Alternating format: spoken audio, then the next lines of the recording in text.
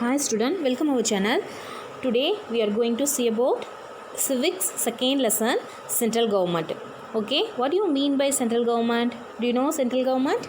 Okay, I tell to you. Central government means மத்திய அரசு. Okay, learning object. The given learning object. To know the powers of the president and the vice president. நம்ம ஏன் இதை learn பண்ணிக்கிறோம், அதோட நோக்கம் என்ன அப்படின்னு பார்க்கலாம். பிரசிடெண்ட் அண்ட் வைஸ் பிரசிடெண்ட்டோட பவர்ஸ் நம்ம தெரிஞ்சுக்க போகிறோம் இந்த லெசன் மூலமாக. குடியரசுத் தலைவர், வைஸ் பிரசிடெண்ட் துணை குடியரசுத் தலைவர், இவங்களோட பவர்ஸ் என்ன அப்படின்னு நம்ம தெரிஞ்சுக்க போகிறோம். Next second one, to know about the prime minister and council of minister. பிரதம அமைச்சர், பிரைம் மினிஸ்டர் மீன்ஸ் பிரதம அமைச்சர், and then council of ministers அமைச்சரவை, அவங்கள பற்றி நம்ம பார்க்க போகிறோம். ஓகே, பிரைம் மினிஸ்டர் பற்றி அதாவது பிரதம அமைச்சர் பற்றியும், அமைச்சரவை பற்றி அதாவது கவுன்சில் ஆஃப் மினிஸ்டர்ஸ் பற்றியும் நம்ம பார்க்க போகிறோம். Next, to understand the Lok Sabha and Rajya Sabha.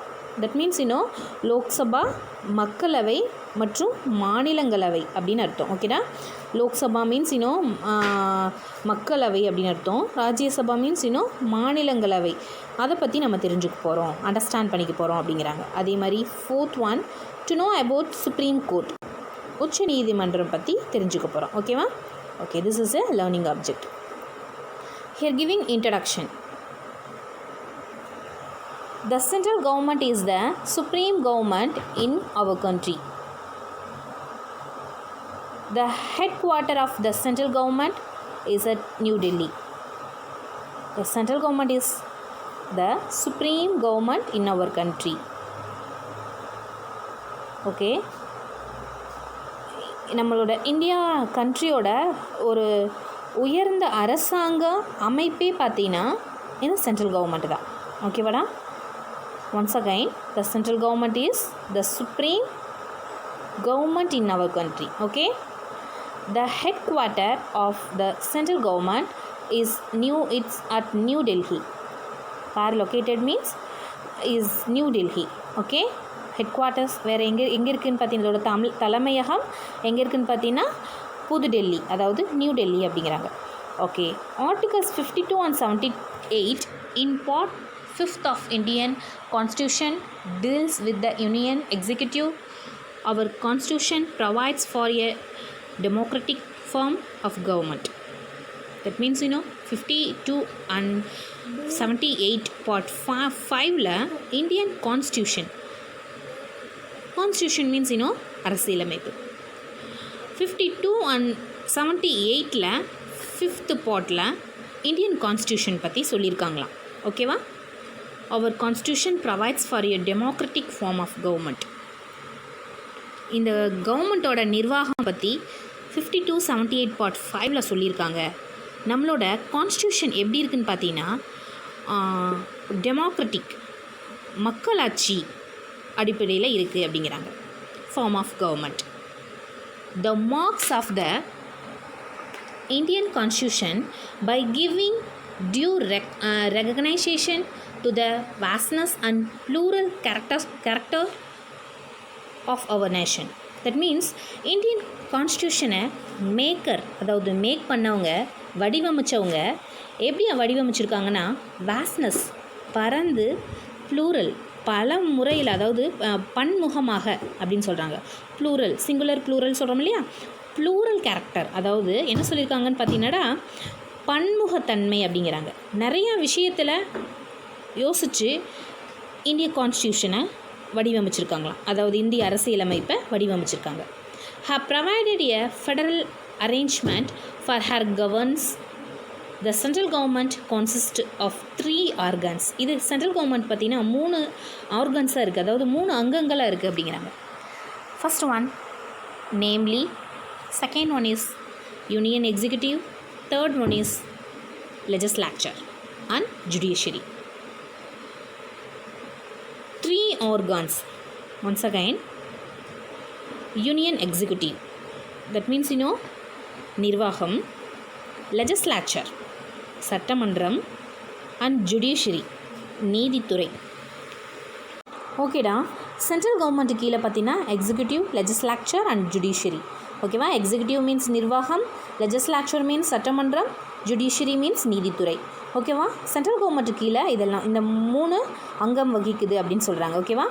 Okay. எக்ஸிக்யூட்டிவ்க்கு கீழே பார்த்தீங்கன்னா president of India, vice president, prime minister, council of ministers. That means president of India, இந்திய குடியரசுத் தலைவர், வைஸ் பிரசிடென்ட், துணை குடியரசுத் தலைவர், பிரைம் மினிஸ்டர், பிரதம அமைச்சர், கவுன்சில் ஆஃப் மினிஸ்டர், அமைச்சரவை குழு. This categories is the down want to come. எக்ஸிக்யூட்டிவ்க்கு கீழே இது எல்லாமே வரும். நெக்ஸ்ட்டு லெஜிஸ்லேச்சர் பார்த்தீங்கடா, அதுக்கு கீழே பார்லிமெண்ட் வருது. பார்லிமெண்ட் மீன்ஸ் நாடாளுமன்றம். நாடாளுமன்றம் பார்லிமெண்ட்க்கு கீழே பார்த்தீங்கன்னா 2 டிவிஷனாக பிரியுது, ராஜ்யசபா, லோக்சபா. ஓகே. நெக்ஸ்ட்டு ராஜ்யசபாவில் பார்த்தீங்கன்னா 2 divisions is there. 238 elected by the state assemblies. That means 238 members elected, அதாவது elected தேர்ந்தெடுக்கப்பட்ட ஒரு நபர்களான ஒரு அசம்பிளிஸ் அப்படிங்கிறாங்க ராஜ்யசபாவில் இருக்கிறவங்க. Next 12 nominated by the president. 12 nominated means குடியரசுத் தலைவரால் நியமனம் செய்யப்பட்டவங்க. பிரசிடெண்ட்டால் நாமினேட் பண்ண 12 members. Next one, Lok Sabha. 543 elected by the people. By the people. மக்களால் தேர்ந்தெடுக்கப்பட்டவங்க 543 members இருக்காங்களா லோக்சபாவில். Next 2 nominated by the president. உறுப்பினர்கள் 2 உறுப்பினர்கள் குடியரசுத் தலைவரால் நியமிக்கப்பட்டவங்க இருக்காங்களாம். ஓகேவா. இந்தியர்கள். Next judiciary, 3rd one. நீதித்துறையில் அதுக்கு கீழே பார்த்தீங்கன்னா சுப்ரீம் கோர்ட் ஆஃப் இந்தியா. ஜுடிஷியரியில் பார்த்தீங்கன்னா இந்திய உச்ச நீதிமன்றம் இருக்குது. Chief justice of the India, இந்திய தலைமை நீதிபதி இருக்காங்க. அதர் ஜட்ஜஸ் 27, மற்ற நீதிபதிகள், அதாவது 27 ஜட்ஜஸ் இருக்காங்களா. ஓகேவா. This is a introduction. Central government கீழே என்னென்னலாம் வரும், அவங்களுக்கு கீழே யாரெல்லாம் இருக்காங்க அப்படின்ட்டு இன்ட்ரடக்ஷனில் பார்த்தாச்சு. ஓகேவா. நெக்ஸ்ட் ஒன்டா,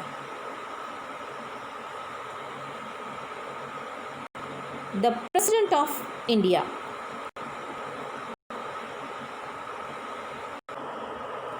இந்திய குடியரசுத் தலைவர். In the scheme of parliamentary system of government provided by the Constitution, the President is the nominal executive authority. The Chief Executive of the Indian Union is the President.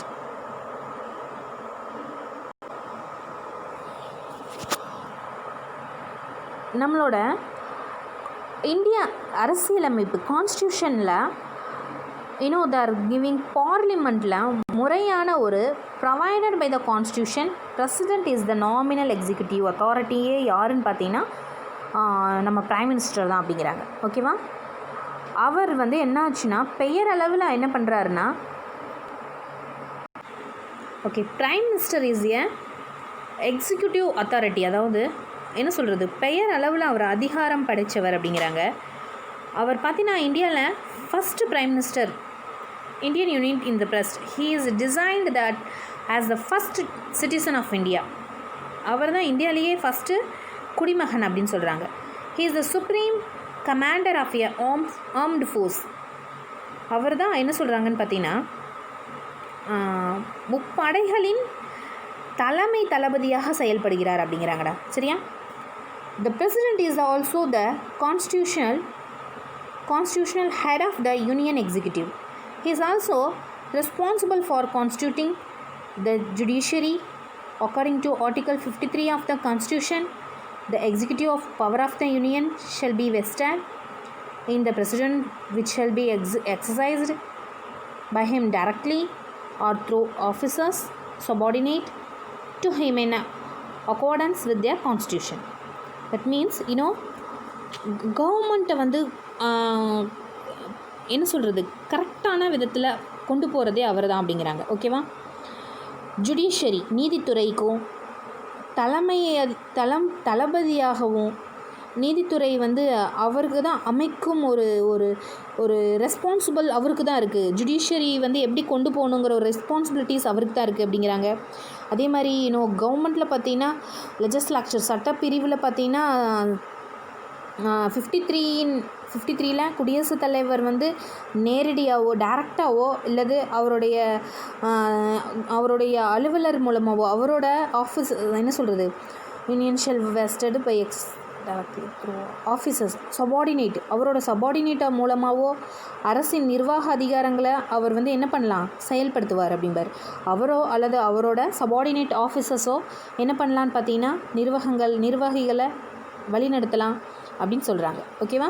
Prime minister தான் எல்லாமே, அவர் தான் கவர்மெண்ட்க்கு உறுதுணையாக இருந்து எல்லாமே அவர் தான் செய்கிறாரு அப்படிங்கிறாங்க. ஓகேவாடா?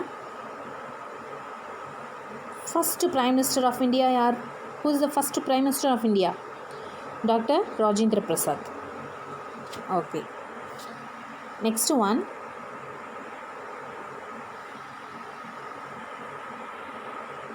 Qualification for the election as president.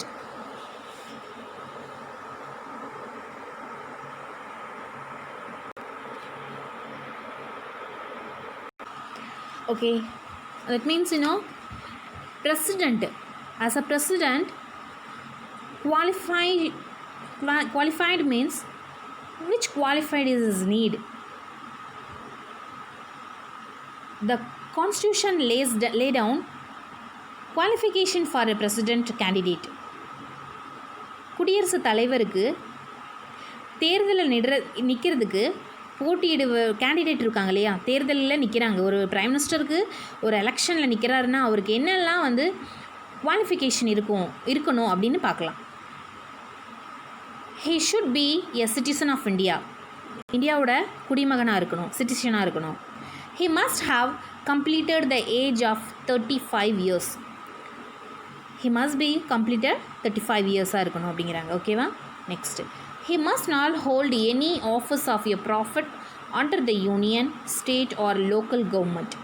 அதாவது என்ன சொல்கிறாங்கன்னா, சென்ட்ரல் கவர்மெண்ட் அல்ல ஸ்டேட் கவர்மெண்ட்டில் அவங்க என்ன பண்ணியிருக்கணும் பார்த்தீங்கன்னா, அவங்களோட கவர்மெண்ட் லோக்கல் கவர்மெண்ட்டில் அவங்க சேலரி வாங்கக்கூடாது.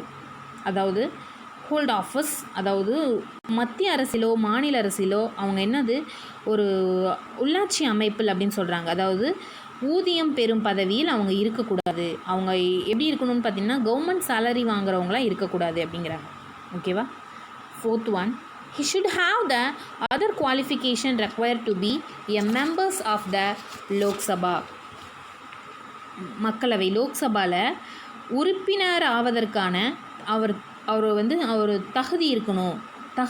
அவருக்கு இருக்கணும் அப்படிங்கிறாங்க.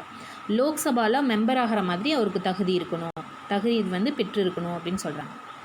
ஓகேவாடா? Next, he should have other qualification required. Next, his or her name should be proposed by at least 10 elector and seconded by another 10 elector of the electoral college which elects the president. That means அவரோட பெயரை குடியரசுத் தலைவரை தேர்ந்தெடுக்கிற வாக்காளர் குழுவில் உள்ள 10 வாக்காளர்கள் முன்மொழியவும் அதில் மேலும் 10 வாக்காளர்கள் வழிமொழியவும் வேண்டும் அப்படிங்கிறாங்க. தட் மீன்ஸ் 10 எலக்டர்ஸ் என்ன பண்ணுறாங்கன்னு பார்த்தீங்கன்னா, அட்லீஸ்ட் 10 எலக்டர்ஸ் என்ன சொல்லணுன்னா அவங்கள இவங்கள நான் இங்கே ஏற்றுக்கிறோம் அப்படின்னு சொல்லி எலக்டர்ஸ் சொல்லணும். அதே மாதிரி electoral college which elect of president, அதாவது குடியரசுத் தலைவர் என்ன பண்ணணும் அப்படின்னு சொல்கிறாங்கன்னா, அதாவது 10 ஓட்டர்ஸ் அதை ஏற்றுக்கணும். 10 பேர் ஏற்றுக்கிறேன்னு சொல்கிறத இனி 10 பேர் என்ன பண்ணணும்னா நாங்கள் அதை ஏற்றுக்கிறோம் அப்படின்னு சொல்லணும். அதாவது என்ன சொல்லியிருக்காங்கன்னா, முன்மொழியறதுக்கு 10 பேரும் வழிமொழியறதுக்கு 10 பேரும் அப்படின்னு சொல்கிறாங்க. ஓகேவா? நாங்கள் இவரை ஏற்றுக்கிறோன்னு 10 மெம்பர்ஸ் சொன்னால் அந்த 10 மெம்பர்ஸை ஏற்று 10 மெம்பர்ஸ் சொல்லணும் நாங்கள் இவங்கள ஏற்றுக்கிறோம் அப்படின்னு. ஓகேவா? இந்த குவாலிஃபிகேஷன் இருந்தால் தான் இவர் என்ன ஆக முடியும் அப்படின்னு பார்த்தீங்கன்னா, qualification for the president, election of president அப்படிங்கிறாங்க. The president cannot be a member of parliament or of a state legislature. If he is a member of any legislature, his seat will be deemed to have been vacated on the date she assumes of the office of president. குடியரசுத் தலைவர் பார்லிமெண்ட்டில் உறுப்பினராகவோ அல்லது லெஜிஸ்லாக்சர் state லெஜிஸ்லாக்சர் சட்டமன்றத்தில் உறுப்பினராகவோ he member any லெஜிஸ்லாக்சர் இந்த மாதிரி ஒரு பதவியை வகிக்கக்கூடாது. பார்லிமெண்ட்லேயோ அல்லது லெஜிஸ்லாக்சர்லேயோ அவங்க என்ன பண்ணக்கூடாது, அங்கே ஒரு போஸ்டிங்கில் அவங்க இருக்கக்கூடாது. ஓகேவா? ஒருவேளை அந்த மாதிரி ஒரு போஸ்டிங்கில் இருந்தால் பிரசிடெண்ட் ஆகிற அந்த அன்னைக்கு அந்த பதவியை என்ன பண்ணணும், வெக்கேட் பண்ணிடணும், அதாவது ராஜினாமா செஞ்சிடணும். அந்த பதவியை காலியானதாக, அதாவது என்ன சொல்கிறது, அந்த பதவியில் இருக்க முடியாது, இருக்க மாட்டாங்க, அந்த இடத்துல இருந்து மாறிடுவாங்க அப்படிங்கிறாங்க. ஓகேவா? அந்த இடம் காலி பண்ணி கொடுக்கணும், அதாவது வெக்கேட் பண்ணி. அந்த மாதிரி ஒரு போஸ்டிங்கில் இருந்தால் அவர் பிரசிடெண்ட் ஆன பிறகு அந்த போஸ்டிங்கை கண்டினியூ பண்ண முடியாது அப்படின்னு சொல்கிறாங்க. ஓகேவா? This is a qualification of the president. Next one, election of the president. குடியரசுத் தலைவருக்கான தேர்தல் முறை பார்க்கலாம். The president is elected by an electoral college in accordance with the system of proportional representation by means of single transferable vote. The electoral college consists of the elected members of both houses of parliament and the elected members of the state and elected members of the national capital territory of Delhi and Puducherry. Once elected as the president has to take an oath of office before a Chief Justice of India. The president is elected for a term of 5 years and can be re-elected. That means, okay, the president elected by electoral college accordance. That means, குடியரசுத் தலைவர் அப்படிங்கிறவர் system of proportional representation by means single transferable vote, ஒற்றை வாக்குமுறைப்படி அவர் select பண்ணுறாங்க. ஓகேவா?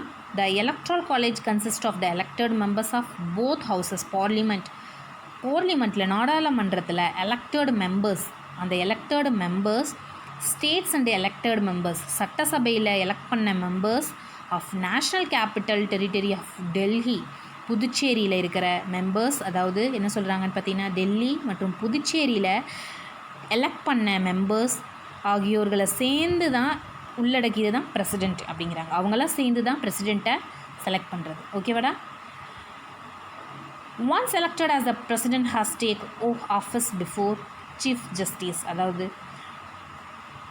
Chief justice உச்ச நீதிமன்ற நீதிபதி தான் அவருக்கு பதவியேற்பு உறுதிமொழி, அதாவது ஜஸ்டிஸ் உறுதிமொழி எடுக்க வைக்கிறாராம்.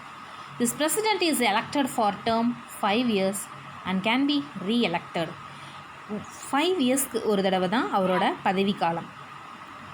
அவர் நெக்ஸ்ட்டு பார்த்திங்கன்னா மீண்டும் அவர் என்ன பண்ணுறாருன்னா எலெக்ட் பண்ணி அவர் தேர்ந்தெடுக்கப்படுறாரு. அதாவது ஓகேடா, எலெக்ஷன் ஆஃப் த பிரசிடெண்ட் பார்த்தோம். 5 yearsக்கு ஒன்ஸ் வந்து அவரோட டேர்ம் வந்துடும். அப்போது அவர் ரீஎலெக்டட் ஆவார். அதாவது மறு எலெக்ஷன் வச்சு மறுபடியும் ப்ரைம் மினிஸ்டரை செலக்ட் பண்ணுவாங்க. ஓகேவா? Next one, powers of the president. பிரசிடெண்ட்டோட பவர்ஸ், அவங்களோட அதிகாரம் என்னன்னு பார்க்கலாம். The powers and functions of the president of India can be broadly classified under the following categories. That means குடியரசுத் தலைவரோட அதிகாரங்கள் பணிகள் பார்த்திங்கன்னா பின்வரும் தலைப்புகளில் கொடுத்துருக்காங்களாம். ஓகேவா? Executive powers.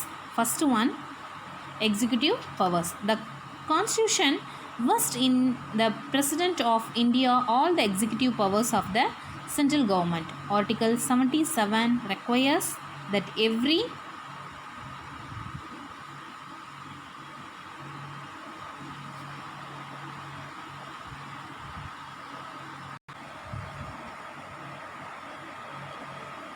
every executive action of the union shall be taken in the name of the president.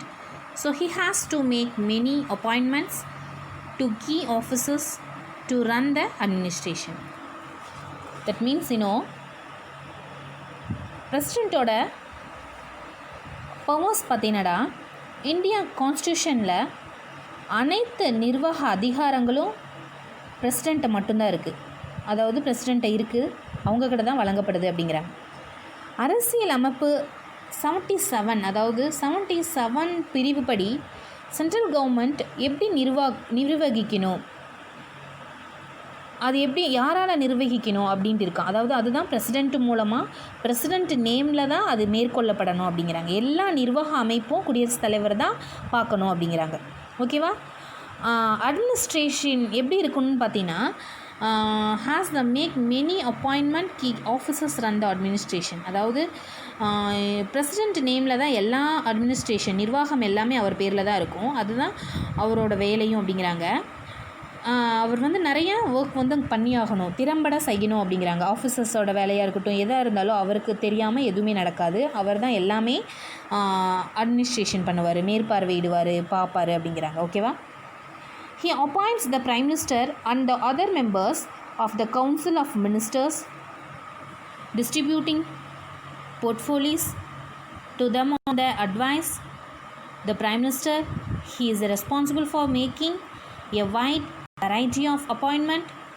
This includes of the appointment of governors of state, the Chief Justice and other judges of the Supreme Court and High Court, the Attorney General, the Comptroller and Auditor General, the Chief Election Commissioner and other election commissioners, the Chairman and the members of Union Public Service Commission, ambassadors and high commissioners to other countries. That means President, Prime Minister, பிரதம அமைச்சர் மற்ற பிரசிடெண்ட்டோட குடியரசுத் தலைவர் நியமிக்கிறார். அதாவது பிரதம அமைச்சரும் மற்ற அமைச்சர்களும் என்ன பண்ணுறாங்கன்னா குடியரசுத் தலைவர் நியமிக்கிறார் அப்படிங்கிறாங்க. அதாவது பிரைம் மினிஸ்டருக்கு கீழே மற்ற அமைச்சர்கள், ஓகேவா, பிரசிடென்ட்ஸ் கீழே இருக்கிற அவங்க அமைச்சர்களை குடியரசுத் தலைவர் தான் நிர்வகிக்கிறாராம். பிரதம அமைச்சரோட அதாவது பிரைம் மினிஸ்டரோட கைட்னஸ் படி தான் அமைச்சரவை மெம்பர்ஸ் சில டிபார்ட்மெண்ட்ஸை ஒதுக்கி வேலை செய்கிறாங்களாம். இந்தியாவில் பார்த்தீங்கன்னா ரொம்ப இம்பார்ட்டண்டான பதவிகள் என்னென்ன அப்படின்னு பார்த்தீங்கன்னா கீழே கொடுத்துருக்காங்க பாருங்க. Governors of the states, chief justice and other judges of supreme court, high court, இதெல்லாமே. தட் மீன்ஸ் மாநில ஆளுநர்கள், உச்ச நீதிமன்றம் மற்றும் உயர் நீதிமன்றம், தலைமை நீதிபதிகள், இதர நீதிபதிகள் அப்படிங்கிறாங்க. அதாவது ஜஸ்டிஸ், அதாவது நிறையா ஜட்ஜஸ்லேருந்து எல்லாருமே பிரைம் மினிஸ்டருக்கு கீழே தான் வேலை செய்கிறாங்களாம். ஓகேவா?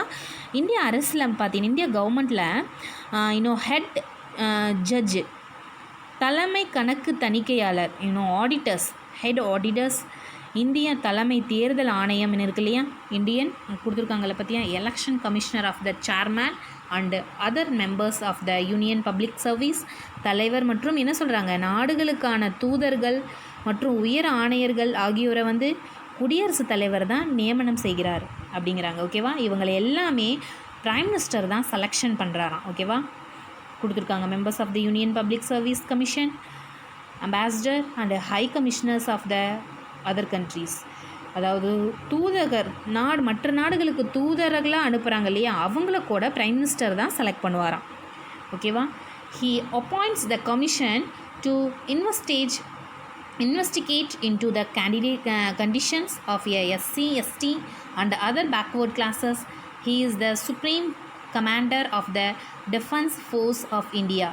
In this capacity, the president can appoint army, navy and air chiefs. That means குடியரசுத் தலைவர் தாழ்த்தப்பட்ட பழங்குடியின மக்கள், பிற்படுத்த மக்களாக இருக்காங்க இல்லையா, அவங்க அந்த பிரிவினர் நிலையை ஆய்வு செய்ய ஒரு ஒரு ஒரு ஆணையத்தை நியமிக்கிறாராம். அதிகாரம் பெற்றவர் பிரைம் மினிஸ்டர். இந்த மாதிரி ஒரு குழுவை அமைக்கிறதுக்கு அதிகாரம் பெற்றவர் பிரைம் மினிஸ்டருங்கிறாங்க. அதாவது டெஃபென்ஸ் கமாண்டர் ஃபார் அதாவது முப்படைகளின் தலைமை தளபதியாகவனவர் குடியரசுத் தலைவர் அப்படிங்கிறாங்க. ஓகேடா. அதாவது இன்னும் பிரசிடெண்ட் கேன் அப்பாயிண்ட், யாரெல்லாம் அப்பாயிண்ட் பண்ணுறாருன்னு பார்த்தீங்கன்னா, விமானப்படை தளபதி இருக்காங்க இல்லையா அவங்க, நேவியில் இருக்காங்க இல்லையா கப்பற்படை தளபதிகளை, இவங்களெல்லாம் நியமனம் செய்கிறவர் பார்த்தீங்கன்னா ஏர், கப்பல் விமானம், இவங்களை இராணுவம், ஆர்மி, இவங்க எல்லாமே தளபதிகளை அப்பாயிண்ட் பண்ணுறதுக்கு பவர் யாருக்கு இருக்குதுன்னு பார்த்தீங்கன்னா ப்ரைம் மினிஸ்டருக்கு அப்படிங்கிறாங்க. ஓகேவா. This is a power of the prime minister.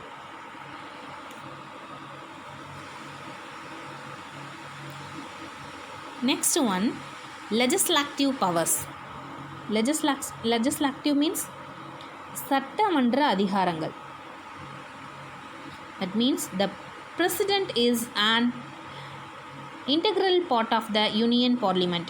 He is inaugurate the season of the Parliament by addressing it after the general election and also at the beginning of the first season each year. This address is essentially identical in nature to a speech from the throne. The president summons parliament at least twice in a year. அதாவது லெஜிஸ்லேச்சரோட powers பார்த்தீங்கன்னா, சட்டமன்ற அதிகாரங்கள் பார்த்தீங்கன்னா, குடியரசுத் தலைவர் அதாவது prime minister வந்து என்ன சொல்கிறது, லெஜிஸ்லேச்சர் அதாவது என்ன சொல்கிறது, சட்டமன்றத்தில் ஒரு முக்கியமான ஒரு அங்கமாக இருக்கிறார் அவர். ஓகேவா. அதே மாதிரி ஒரு பொது தேர்தலுக்கு பின்னாடி பார்த்திங்கன்னா லெஜிஸ்லேச்சரில் அதாவது சட்டசபையில் நாடாளுமன்றத்தில் பார்த்திங்கன்னா அவர் புதிய அதாவது ஒரு ஓகே இவர் தான் ஃபஸ்ட்டுடா இவங்க ஒரு பார்லிமெண்ட்டில் வந்து இவர் தான் ஃபஸ்ட்டு ஒரு மீட்டிங் அட்டன் பண்ணுறாராம். ஓகேவா. இவரை வச்சு தான் ஃபஸ்ட் மீட்டிங்கே வந்து ஸ்டார்ட் ஆகும். இவர் தான் என்ன பண்ணுவாருன்னு பார்த்தீங்கன்னா ஸ்பீச் கொடுப்பாராம். ஃபஸ்ட்டு ஸ்பீச்சே இவரோடது தான் இருக்கும். இவரோட ஸ்பீச்சுக்கு அப்புறம் தான் அவங்க இருக்கிற மீட்டிங்கே ஸ்டார்ட் பண்ணுவாங்களாம். ஓகேவா. பார்லிமெண்ட்டில் அட்லீஸ்ட் ட்வைஸ் இன் எ இயர், 2 வருஷத்துக்கு ஒரு முறை இவர் மீட்டிங்கை என்ன பண்ணுவார், அசம்பிள் பண்ணிடுவார் அப்படிங்கிறாங்க. ஓகேவா. ஓகே. Second para, he may send message to either houses of the parliament with a respect to a bill pending in the house. All bills passed by the parliament become law of act. Only after getting assent of the president, money bills cannot be introduced in the parliament without his approval. President terminates the sessions of both or any of houses of parliament. He can even dissolve the Lok Sabha before the expiry of the term of house. That means என்னென்ன அர்த்தம்னா, அவர் பார்லிமெண்ட்டில் எந்த ஒரு அவையில் எந்த ஒரு மீட்டிங்லேயும் எந்த ஒரு என்ன சொல்கிறது சட்ட மசோதா அப்படின்னு சொல்லுவாங்க, பெண்டிங்கில் இருக்கிற ஹவுசஸ் அதுதான் சட்ட மசோதாங்கிறாங்க. அதை அவர் என்ன சொல்கிறாருன்னா, அதை குறித்து செய்திகளை அவர் தான் அனுப்புவாராம். குடியரசுத் தலைவர் அதாவது பிரைம் மினிஸ்டர் ஒப்புதல் பெற்ற பின்னரே அவங்க என்ன பண்ணுவாங்கன்னா எல்லா மசோதாவும் சட்டமாகுமாமா. ஓகேவா. ஏதாவது ஒரு வாக்குவாதங்கள் முன் வச்சா, லா ஆஃப் ஆக்ட் முன் வச்சா அவரோட ஒப்புதல் இல்லாமல் அது ஒரு அதாவது என்ன சொல்கிறது சட்டமாக மாறாது அப்படின்னு சொல்கிறாங்கடா. ஓகேவா. அதே மாதிரி பார்லிமெண்ட்டில் அவரோட பெர்மிஷன் இல்லாமல் எந்த ஒரு ப்ராசஸும் அவங்க இன்ட்ரடியூஸ் பண்ணி வைக்க முடியாதுங்கிறாங்க. அதே மாதிரி பார்லிமெண்ட்டில் 2 அவைகள் இருக்குது அப்படின்னு சொல்கிறாங்க. அதில் பார்த்திங்கன்னா ஏதாச்சும் ஒரு அவையில் பார்த்திங்கன்னா ஏதாவது ஒரு மசோதாவில் ஹவுசஸில் கூட்டத்தில் குடியரசுத் தலைவர் முடிவுக்கு கொண்டு வரலாம் அப்படிங்கிறாங்க.